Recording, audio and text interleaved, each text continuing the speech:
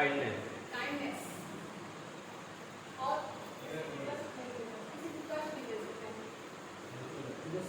Respect, ईमानदार, ईमानदार,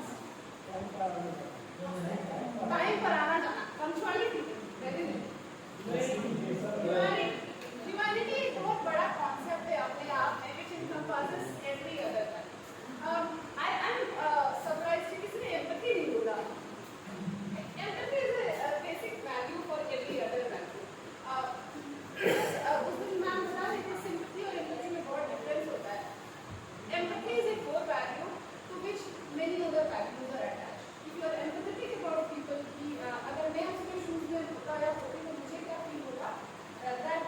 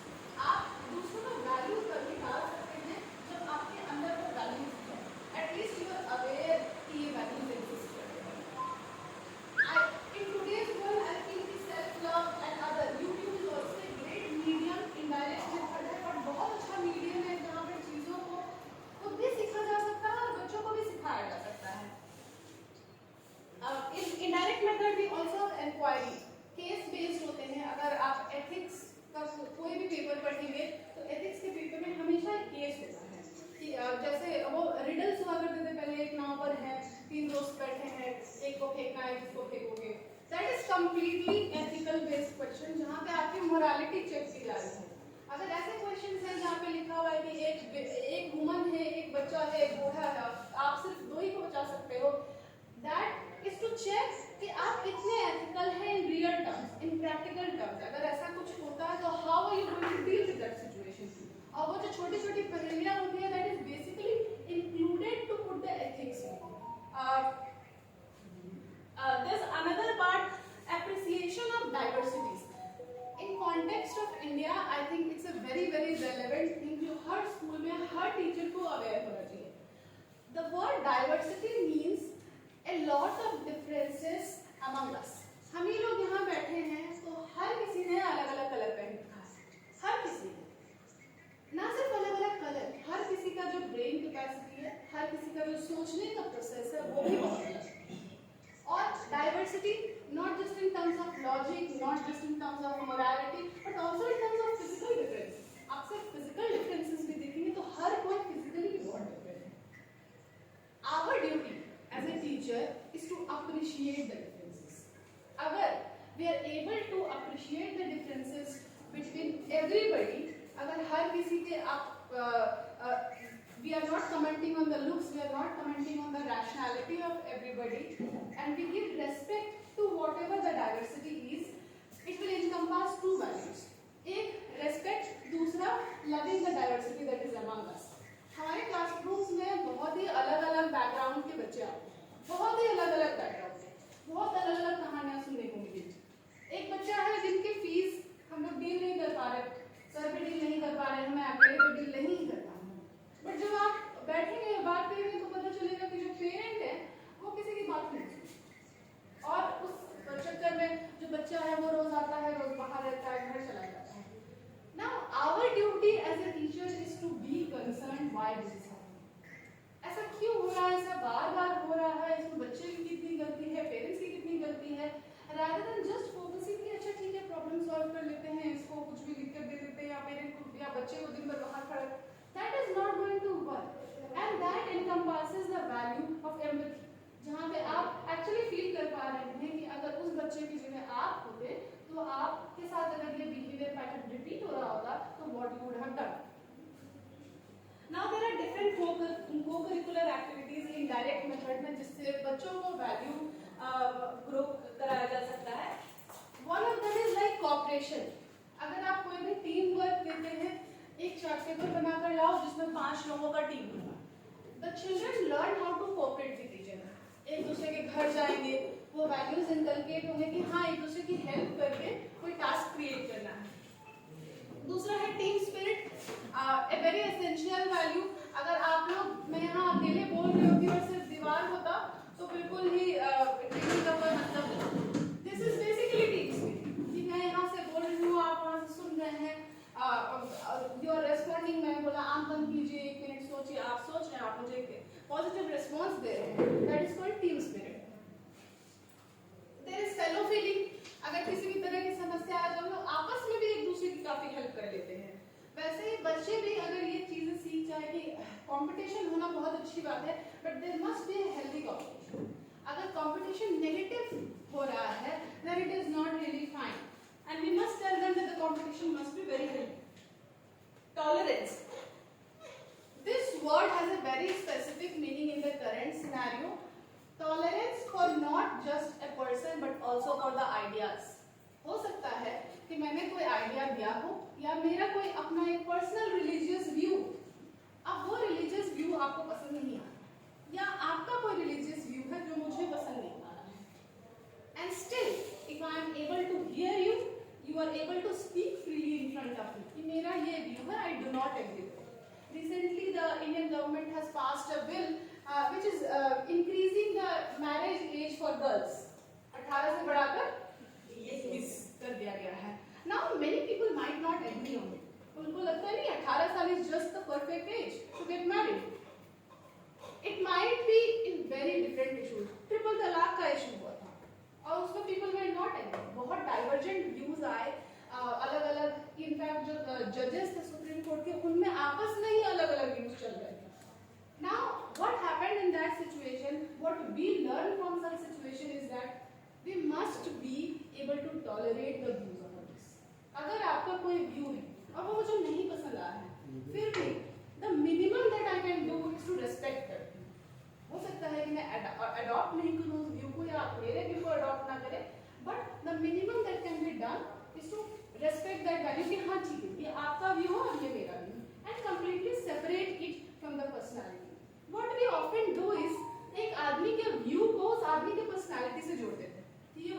ही है या ये लड़की तो ऐसी ही है.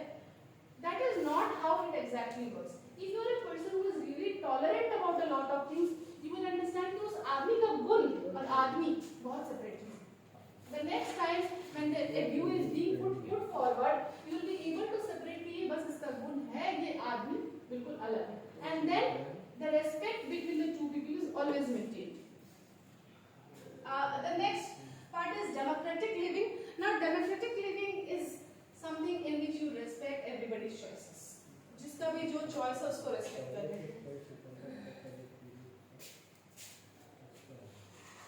अब there are some moral views into the what we can put into our lives. One is respect, जिसके बारे में तब से बात हो रही है. Family, a very burning topic. Adjustments. Now, the two are very interrelated. The family or adjustment. If we are here and if we do not make adjustments for each other, no problem होता है. There will be people who will be always helping you out, and there will be people who would not like to help out due to any kind of reason. There is where comes the feeling of familiarity with everybody. अगर हम लोग यहाँ सब एक साथ बैठे हैं तो we are a family among ourselves. ये पूरा स्कूल का एक फैमिली है. हम लोग स्कूल आते हैं, एक दूसरे को हंस के गुड मॉर्निंग बोलते हैं, and we are ready to do things for each other. Family just does not mean कि आप घर जा रहे हैं और घर की जो फैमिली है वो. But when we go to our class, the class is also our family. Helping बोल चुके हैं, kindness, empathy, honesty, love, care, justice. Not just this. This one part of the Indian Constitution. आपने Indian constitution का preamble देखा होगा और हर NCERT के किताब के पहले पन्ने पर वो प्रियम्बल लिखा होता है. We the people of India having solemnly resolved. और उसके आगे बहुत सारे कोर वैल्यूज लिखे हैं. इमेजिन कि हमारे कॉन्स्टिट्यूशन मेकर्स ने 1946 में when this was being made, the values which had to be encompassed were so important कि वो प्रियम्बल में ही लिख दिया गया है. If I'll just read the preamble so that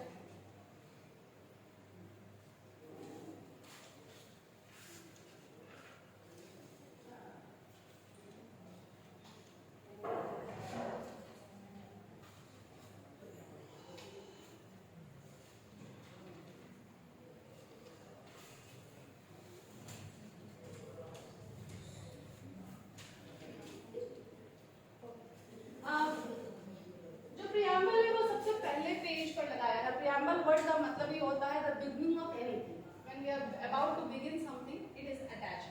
The preamble of the Constitution of India says, "We the people of India have solemnly resolved to constitute India into a sovereign, socialist, secular, democratic republic." अब इतने सारे words हैं which are completely political. कि sovereignty का मतलब होता है दूसरे देश से इंडिपेंडेंट, दूसरे देश पे हम निर्भर नहीं हैं. रिपब्लिक का मतलब होता है कि हमारा एक हेड होगा जो इलेक्टेड होगा. आप प्रेसिडेंट को देखते हैं, दो इनडायरेक्टली इलेक्टेड बट इलेक्टेड है. सेक्युलर का मतलब होता है हम सभी धर्मों की रिस्पेक्ट करेंगे. Now there are two concepts of secularism. Secularism का एक मतलब नहीं कि हम सभी धर्मों का रिस्पेक्ट करेंगे. एक होता है पॉजिटिव कॉन्सेप्ट, एक होता है negative concept. The positive concept of secularism means कि हम सभी धर्मों का समान रिस्पेक्ट करेंगे. The negative concept of secularism means हमें किसी धर्म से कोई लेना देना नहीं. Now India follows the positive concept कि हम सभी धर्मों का रेस्पेक्ट करेंगे. और अगर आप देखेंगे तो secularism itself is a core value of India. The country is running on the basis of a core value. Democratic का मतलब हम लोग इसके पहले भी देख चुके हैं. The next line says it will secure to all its citizens. The Constitution will secure to all its citizens justice. Justice मतलब न्याय. And न्याय में तीन तरह का डिवीजन दिया गया है: social, economic and political. Social न्याय मतलब हर किसी को equal opportunity. If you go into the fundamental rights, अगर आप फंडामेंटल राइट्स में जाएंगे, article number 14, article number 15, article number 16, all three articles they clearly write that we will be providing equality to all. Article number 14, courts. will provide equality to all, मतलब सभी को समान अधिकार दिए जाएंगे. Article number 15 equality in, article number 16 equality in opportunity, मतलब हर किसी को अपॉर्चुनिटी में समान अधिकार. Though there are some reservations to it कि ठीक है scheduled caste, scheduled tribes, but that has also been made in the welfare of the society. Other articles, justice में there is also economic justice. Economic justice मतलब किसी में भी बहुत ज़्यादा wealth का concentration नहीं होना चाहिए. आपने भूदान मूवमेंट के बारे में सुना हो. Vinoba Bhave started the Bhoodan movement that was based on this principle कि economic justice भी होनी चाहिए. किसी के पास 50 एकड़ लैंड है और कोई भूखा मर रहा है, ये नहीं होना चाहिए. इसीलिए वो जस्टिस का वहाँ स्पेशल वर्ड मेंशन है which is called economy. And the third word is political. Political मतलब सभी को समान अधिकार है वोट करने का, सभी को समान अधिकार मिलता है अगर आप नेता बनना चाहते हैं तो उसके लिए भी you can contest the elections. The next word which the preamble includes is liberty. अब liberty का मतलब होता है that you will have a chance to grow and I will also have a chance to grow. Both will have independent chances to grow. अगर मेरा growth आपके growth में किसी भी तरह का हानि डाल रहा है तो you can directly go to the Supreme Court कि मेरे fundamental rights का हनन है.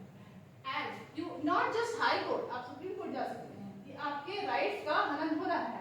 That is the meaning of liberty. इतना बड़ा core value जो है वो preamble में include इसीलिए किया गया है so that we understand कि इंडिया का जो overall core value है that is so strong. The next word is equality of status and opportunity. दो बहुत अलग-अलग words हैं. Equality of status means everybody is treated equal. कोई special privileges नहीं है किसी को until you are some dignitary. और उसमें भी special clauses हैं. Equality of status and opportunity. Opportunity already discuss कर चुके हैं under Article 15 and 16. The one very important word जो generally ignore हो जाता है या generally किसी को भी नहीं याद रहता है वो है fraternity. अब इंडिया जैसे देश में fraternity word का जो importance है it's immense. The importance of that word is immense. We have so much of diversity. इतनी ज़्यादा diversity है. There is caste system. There is a huge amount of religion. Religion में भी there is diversification. एक ही religion में भी अलग-अलग तरह का diversification भी है. Fraternity का मतलब the word fraternity has been taken from the Latin word frater. Frater means father. Fraternity word का मतलब होता है that you will have a feeling of love and brotherhood towards everybody. मतलब I'll treat you in the best wishes. मैं आपको बहुत अच्छा treatment दूंगी like we are brothers and sisters. हम pledge बोलते हैं all my Indians are brothers and sisters. That is basically to inculcate in children's mind कि हम सब बहुत प्यार से एक दूसरे के साथ मिलकर हैं. And that is why the pledge has been included in our assemblies also. That is a part of value education. वो value education का एक बहुत बड़ा हिस्सा है. भले हम उसको जाते हैं और भेड़ की तरह रिपीट कर लेते हैं India is my country, I love my country. But when you read the entire pledge, अगर आप एक बार शांति से बैठकर पूरा pledge पढ़ेंगे तो you will see कि उस pledge में बहुत सारे ऐसे core values added. और ये word जो fraternity है that is one of them, which means कि हम सारे religion में, सारे caste में, सारे लोगों में, irrespective of caste, religion, gender, we are going to maintain a feeling of brotherhood and fraternity. Last part of the preamble reads, in our constituent assembly, जो constitution makers थे, while they were making the constitution, have included the words. अब opening अगर मैंने बोला था opening जो sentence है वो था we the people of India. और last में लिखा हुआ है our constituent assembly and to give ourselves this constitution. Ourselves, our we, ये जितने सारे word use किए गए हैं it shows inclusion कि एक इंसान का कॉन्स्टिट्यूशन नहीं है या सिर्फ जो पावरफुल लोग हैं उनका कॉन्स्टिट्यूशन नहीं है या जो वहाँ पे कांग्रेस बैठी थी उनका कॉन्स्टिट्यूशन नहीं है. ये कॉन्स्टिट्यूशन हम सभी का है, हम सभी इसको फॉलो कर रहे हैं और ये जो वैल्यूज है ये भी हम सब का है and we are everybody is following that value. I read this preamble just to make you aware कि इंडियन कॉन्स्टिट्यूशन का भी पहला पेज हमें वैल्यू एजुकेशन से जोड़ता है। ऐसा नहीं है कि सिर्फ हमें स्कूल में बोला जा रहा है कि आप वैल्यू एजुकेशन दीजिए और वैल्यू एजुकेशन में मोरालिटी दीजिए और मोरल साइंस की अलग से किताब चला दीजिए, या सिर्फ इंग्लिश लिटरेचर या हिंदी लिटरेचर में ऐसा है। Every basic fundamental thing that you are teaching in the class shows some fundamental values.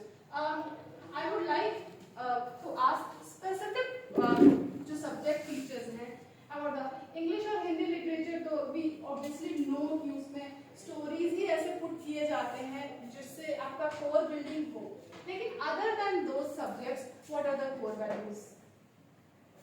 बस आंसर बोलिए सर, सोशल स्टडीज में क्या?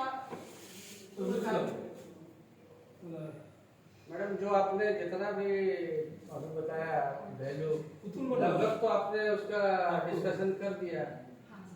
फ्रैटर्निटी हो या फिर आपका ये सेक्युलरिज्म है, आपका क्या बोले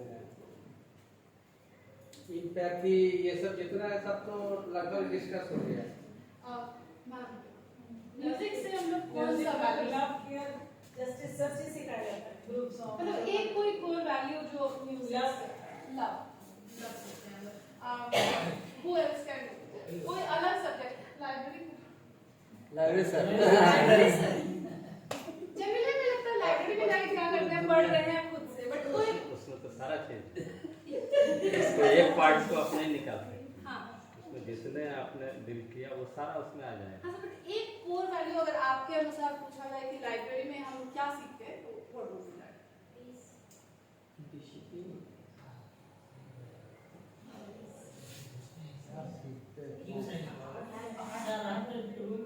उसमें जैसे स्टेट गवर्नमेंट का जो थीम लिखा हुआ है कि सब पढ़े सब बढ़े, सब पढ़े सब बढ़े, वो देखिए एकदम पूरी तरह मैच करता है।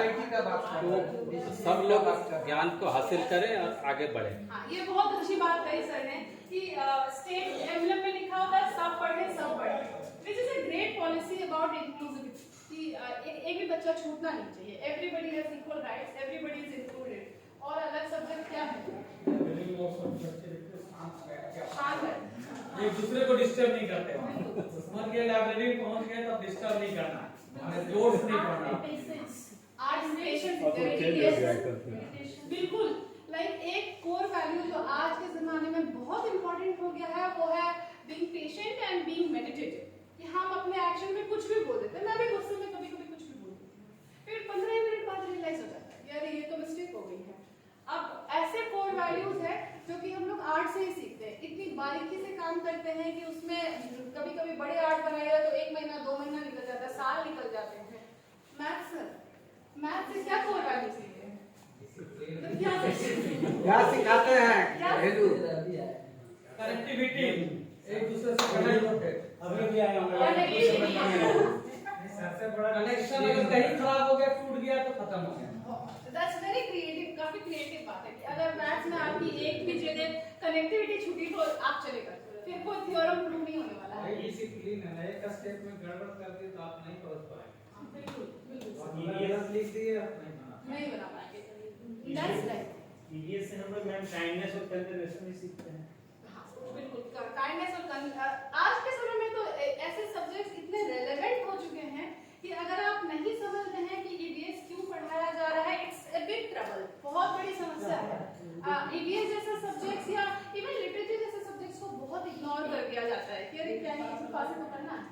बट अगर आप देखें तो ईवीएस एक ऐसा सब्जेक्ट है from my personal point of view जिसको अभी टॉप प्रायोरिटी पे होना चाहिए। अगर बच्चे ये नहीं समझ पा रहे हैं कि ये सारे पेड़ काट देने से उनकी हेल्थ पर क्या प्रभाव पड़ेगा या हमारे हेल्थ पर क्या प्रभाव पड़ेगा, इट्स डिजास्टरस।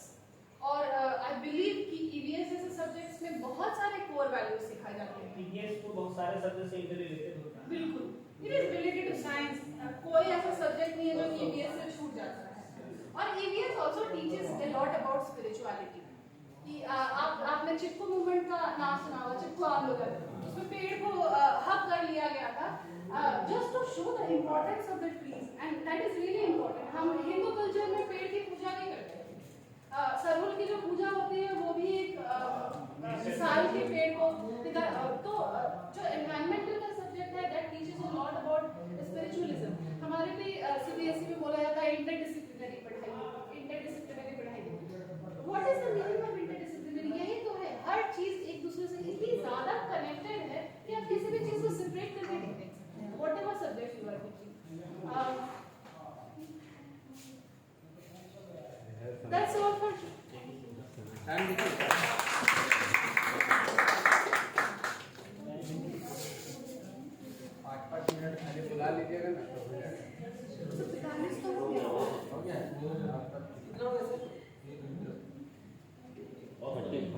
हाँ?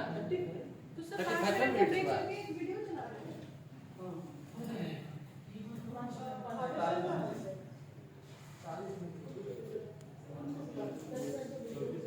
अरे किसी को बोलने बोल दीजिए ना 5 मिनट गाना सुनो। हमने हर सब्जेक्ट में गाना सुना दिया ना। वैल्यू एजुकेशन कल तो इतना सिखाते हैं ना, सीखे दो भाषण अब क्या सीखेगा? इसको देख देख के लिखिए तो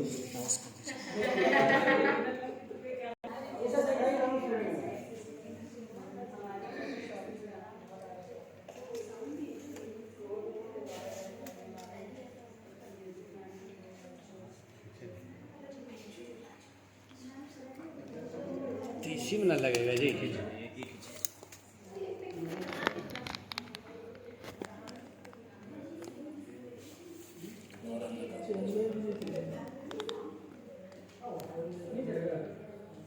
तो वीडियो ही है, बस उसका ऑडियो नहीं आ रहा है। हाँ।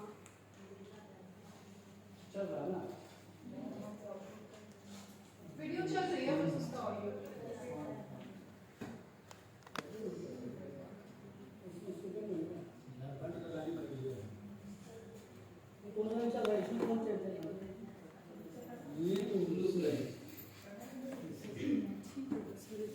इसमें साउंड चाहिए। साउंड चल नहीं रहा है, साउंड तो है।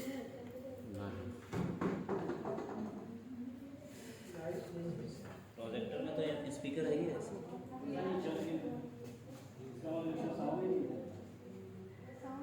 दूसरा वीडियो चला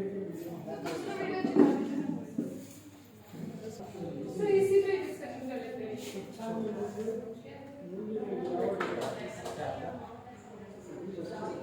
So उसको ऑन है ना? अब कुछ डेफिनेशंस हैं 10 मिनट। हाथ बढ़ाना, गाना बजाना, साथ ही हाथ बढ़ाना। साउंड कुछ जो बहुत सारी चीजें हैं। साउंड नहीं है ना। साउंड का कुछ प्रॉब्लम है। एनीवे साउंड का कुछ दिक्कत है तो डेफिनेशन है वैल्यू का कि values are the ideals, beliefs और norms which the society have accepted. Projector में दिक्कत नहीं ना? हाँ वही इससे साउंड बढ़िया। तो हर किसी का जो सोसाइटल वैल्यू है वो भी बहुत डिफर करता है। एक सोसाइटी में अगर पॉलीगैमी ठीक है तो हो सकता है दूसरी सोसाइटी के लिए गलत हो। इसीलिए यहाँ पे पर्टिकुलरली लिखा गया है जो सोसाइटी ने एक्सेप्ट किया है वही वैल्यूज को वैल्यूज मानते हैं। और सोशली जो एक्सेप्टेबल बिहेवियर्स होते हैं वो बहुत डिफरेंट हैं। किसी सोसाइटी में अगर किसी वैल्यू को राइट माना गया, आप देखेंगे झारखंड में जो SC/ST कम्युनिटीज के प्रैक्टिसेस हैं, कुछ practices are very wonderful and अगर आप उन प्रैक्टिसेस को देखें तो वेरी मॉडर्न आल्सो, बट हमारी सोसाइटी में जब वो आते हैं तो हम उसको वैल्यू कंसीडर नहीं करते हैं because every society has different sets of values और इसीलिए a value must be accepted by the society.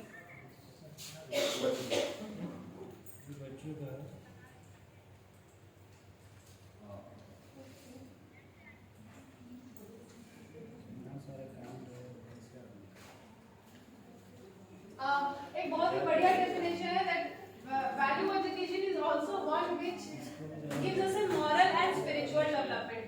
किसी भी एजुकेशन, किसी भी मॉरल या किसी भी वैल्यू का कोर मतलब यही होता है कि उससे आपका दिमाग का रैशनैलिटी के अलावा जो कोर रैशनैलिटी है उसके अलावा एक स्पिरिचुअल डेवलपमेंट होना हो। और स्पिरिचुअल डेवलपमेंट तभी होगा जब आप किसी एक वैल्यू पे उतना फोकस कर सके। Even if it is honesty, अगर आप बहुत ऑनेस्ट हैं, अगर आप मेडिटेटिव स्टैंस में हैं, that is also one value that can lead to spiritual elevation.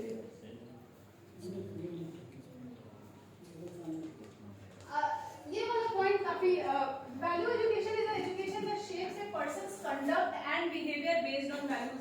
हमारे क्लासेस में जनरली ऐसे बच्चे होते हैं जो बहुत अनरूली होते हैं, अनबिहेवियर्ड होते हैं।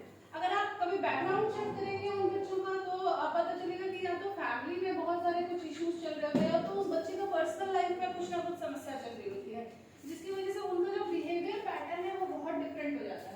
कभी कभी पेरेंट्स इन्वॉल्व नहीं होते हैं बच्चों में उतना ज्यादा, जिसकी वजह से उनका जो बिहेवियर है उसमें वो चीजें दिखने लगती है कि इस बच्चे में जो कोर वैल्यू है वो कहीं ना कहीं मिसिंग है। Need and importance.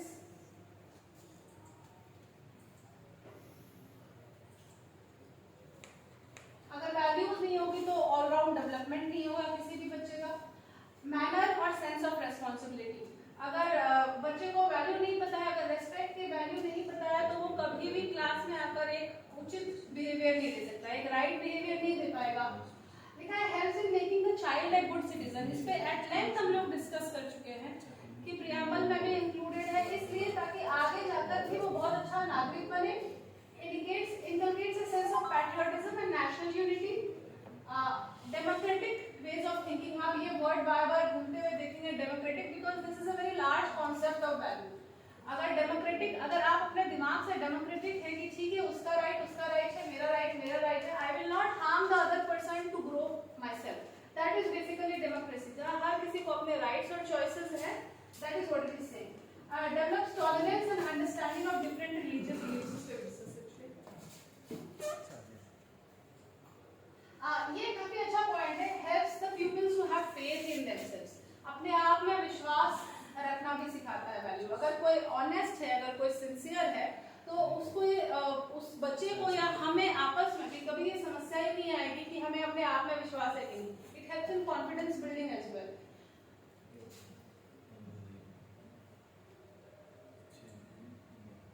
Types of value,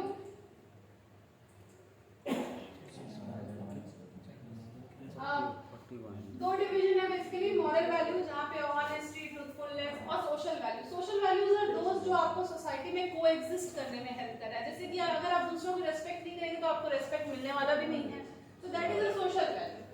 tolerance, discipline, सब पे एट लेंथ डिस्कस हो चुका है। एजुकेशनल वैल्यूज, जैसे कि बच्चों का जो कोर वैल्यू होता है वो है डिसिप्लिन, बच्चों का जो कोर वैल्यू होता है वो होता है नॉलेज। इनफैक्ट टीचर्स का भी कोर वैल्यू एक नॉलेज होता है। अगर आप प्रिपेयर्ड नहीं है क्लास के लिए तो आप बहुत ही खराब क्लास लेंगे जाकर, एंड दैट शोज कि आपका जो एक वैल्यू है विच इज नॉलेज या honesty towards the class is not right. इसीलिए religious values is respect for all.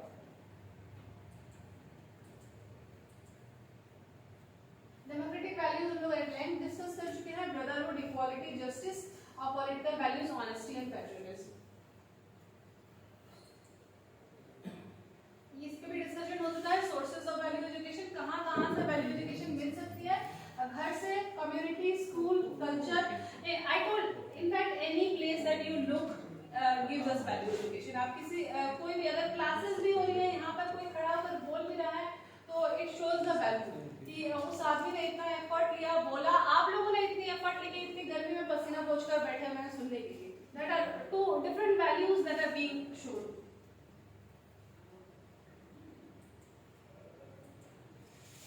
और constitution has also been discussed.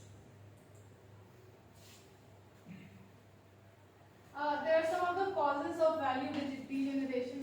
I request all of you to read.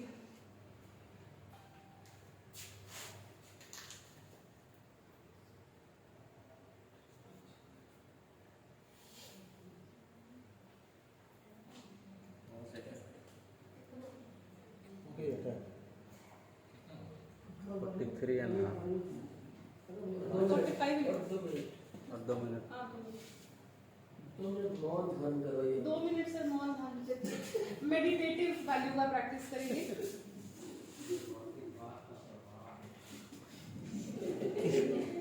Value का degree गलत है।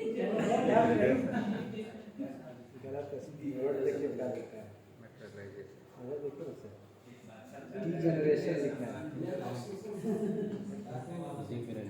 Degradation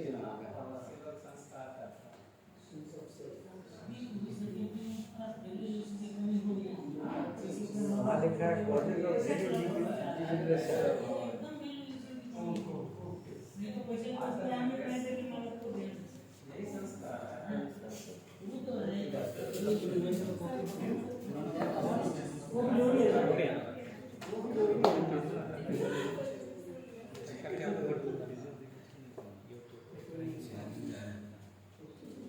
सामाजिक social indiscipline. काफी अच्छे points include किए गए हैं। इफेक्ट ऑफ मटेरियलिज्म, अगर बहुत ज्यादा आप मटेरियलिस्टिक हो गए कि ये चाहिए वो चाहिए, तो उससे भी वैल्यू की डिजेनरेशन होती है। लैक ऑफ सोशल सेंसिटिविटी, अगर आपको नहीं पता है कि क्या बिहेवियर पैटर्न्स हैं तो दिक्कत है। सेल्फिशनेस, सिर्फ मेरा मेरा मेरा करने से भी बहुत समस्याएं हैं। लैक ऑफ जस्टिस, अगर आप दूसरों के प्रति न्याय की फीलिंग नहीं रखते हैं, it might lead to value degeneration. Psychological reasons, generally ये वाला पार्ट हम लोग इग्नोर कर देते हैं, साइकोलॉजिकल एंड कल्चरल। ये नहीं समझ पाते हैं कि दूसरे का हो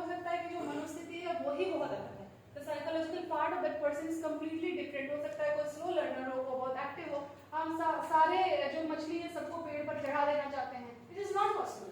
सोशल इंडिसिप्लिन जो है ना मैडम, ये सबसे इम्पोर्टेंट पॉइंट है. So social discipline.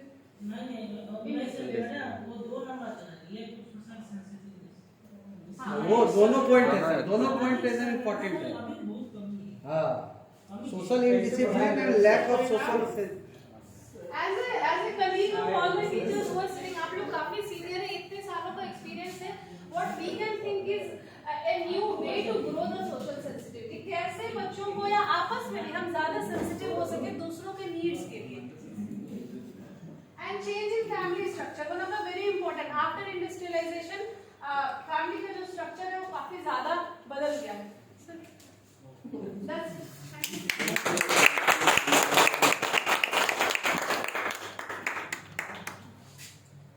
मैडम के बहुत ज्यादा एनर्जेटिक सेशन के लिए धन्यवाद ज्ञापित करने के लिए बरजेश सर को हम आमंत्रित करते हैं.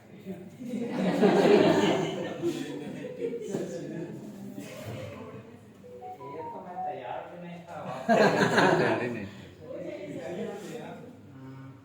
अनिका मैडम ने आज बहुत ही अच्छे तरीके से वैल्यू एजुकेशन के बारे में प्रकाशित की.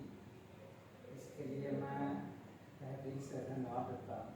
बहुत सी बातें हम लोग सीखते हैं एक दूसरे से और बहुत बढ़िया तरीके से. मैं नहीं समझता था कि इतनी तैयारी होगी और एक दूसरे के मनोभावना को समझते हैं और करते भी हैं. खास करके आज का जो जनरेशन है हम लोग देख रहे हैं, हम लोग 2 तरह की लड़ाई लड़ रहे हैं.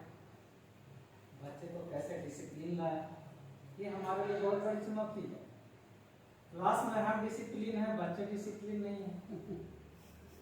बच्चे डिसिप्लिन है, हम भी कभी डिसिप्लिन नहीं रहते हैं.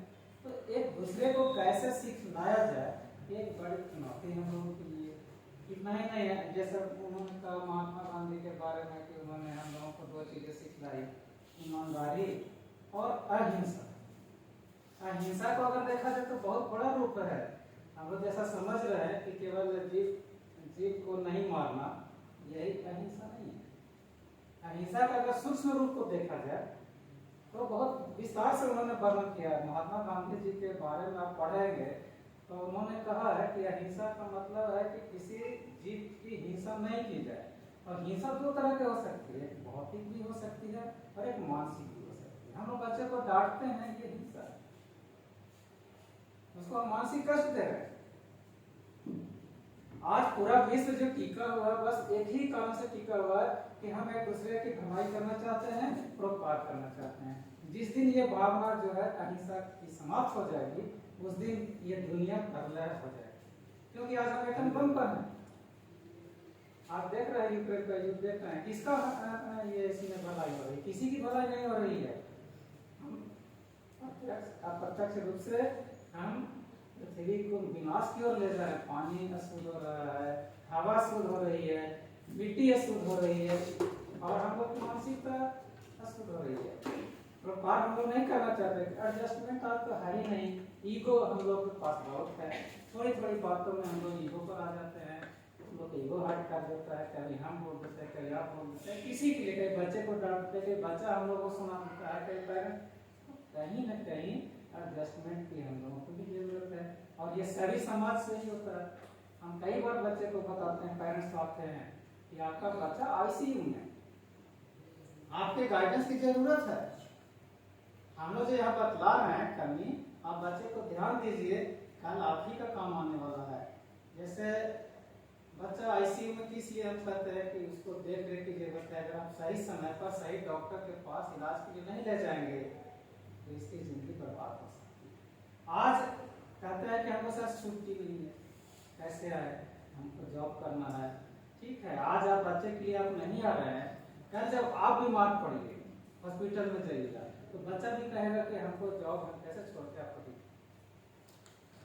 तो पैसा मित्र को कर देगा, पड़ोसी का कि भाई हम नहीं आ पा रहे हैं तो हमको पेरेंट्स को हॉस्पिटलाइज कर दो, पैसा भी भेज देगा. लेकिन क्या यही हम लोग संस्कार हैं? तो वही तो सर उसी वैल्यू को तो पुट कर रहा है. यही अगर समय होता तो हम और भी डिस्कस कर पाते. जैसे शिक्षा का मुख्य जो उद्देश्य है सभी को पता है, क्या है तो बता सकते हैं.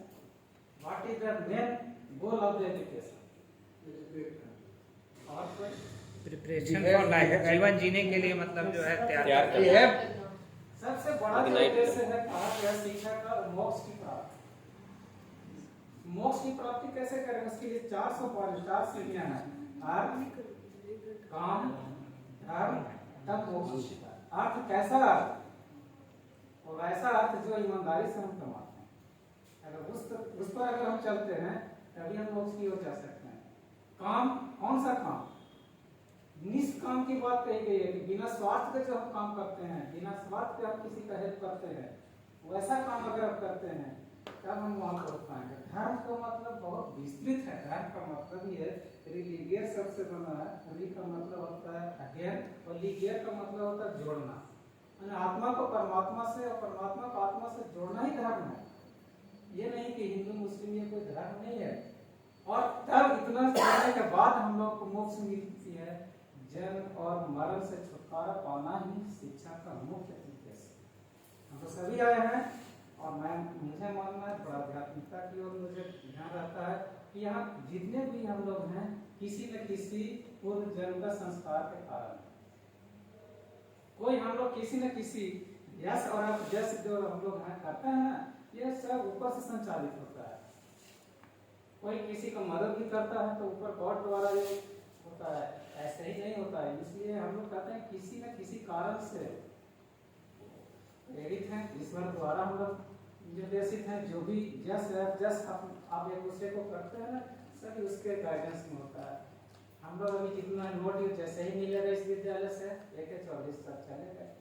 उनका जो भी कर्ज और फर्ज था पूरा हो गया, चले गए। हम लोग का जितना भी कर्ज और फर्ज है बच्चे के प्रति या अपने आपस में होगा, परिवार के प्रति, जब तक है तब तक इस विद्यालय में है।